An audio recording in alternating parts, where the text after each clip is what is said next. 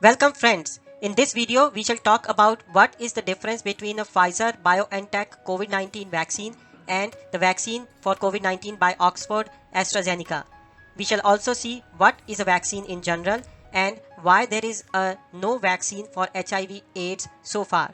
So stay with us, but before proceeding ahead, friends, please subscribe our channel and share and like all our videos.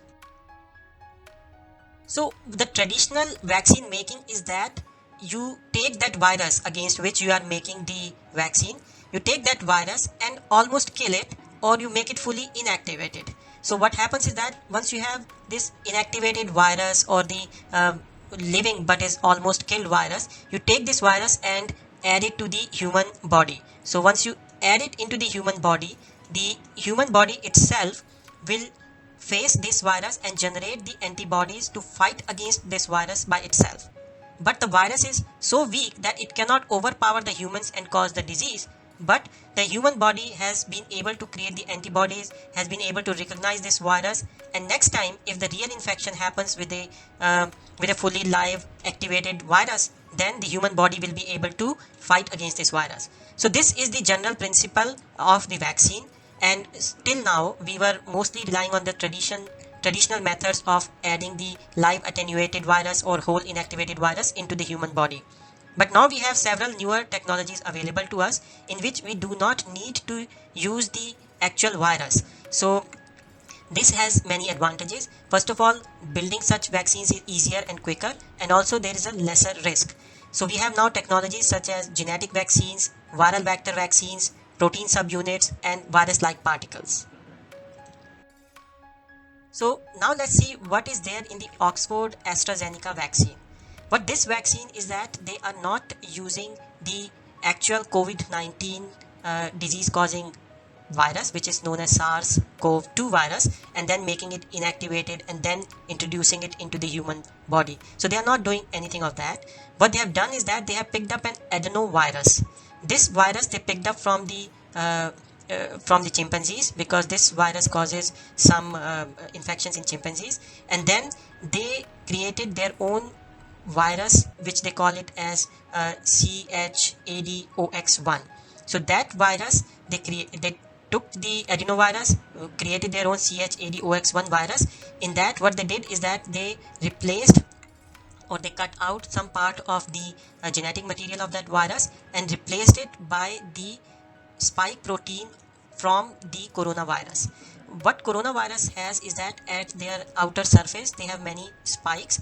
They use these spikes to attach to the human cells and then eventually penetrate into the human cells and cause disease. These spikes protein, or the protein which is in these spikes, is called as S protein, and this protein is also important because it also induces immunity response in the humans. So what happens is that if you take this S protein or a protein from the spikes of the coronavirus and add it to the human cell, the human immunity system would start creating antibodies against it automatically. So scientists at AstraZeneca and Oxford knew about it, so they picked up some portions of this protein and uh, added it to the adenovirus, and some part of the DNA material of, or the genetic material of the adenovirus was replaced by this protein. And then they introduced this virus into the human body, and when this virus reached the human cell, it released its DNA, and then this DNA was picked up by the nucleus of the human cell, which then generated the corresponding RNAs. This RNA was spit out of the nucleus and it reached the ribosomes. Ribosomes read the instructions on this RNA, and then they generate the proteins according to the instructions in the RNA.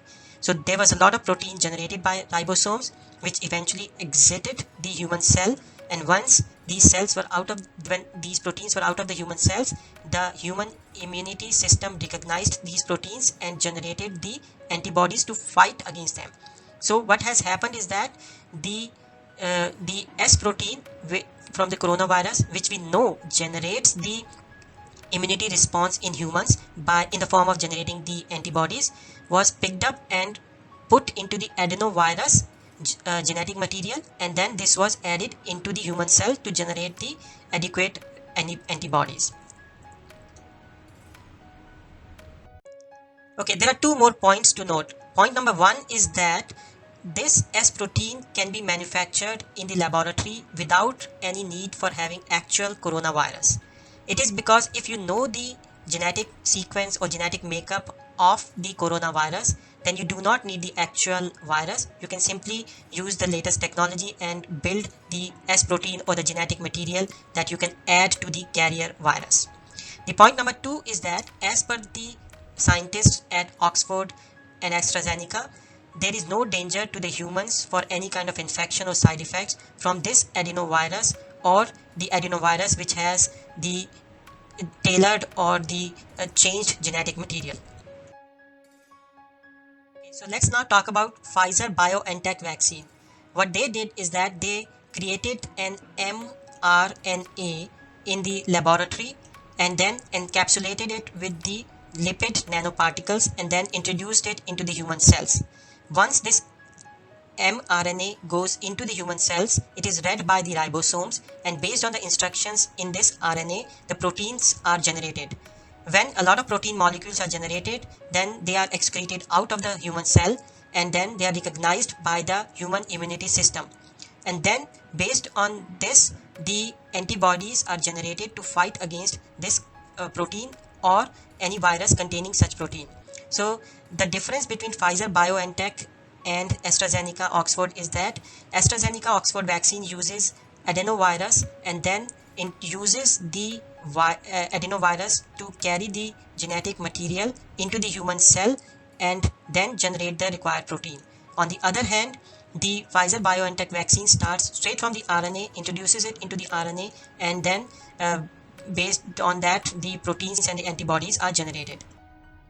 Okay, so if it is all that simple that we just need to modify some genetic material, add it to a carrier virus, or use some lipids and then introduce it into the human body, then why do we not have vaccine for the HIV/AIDS so far?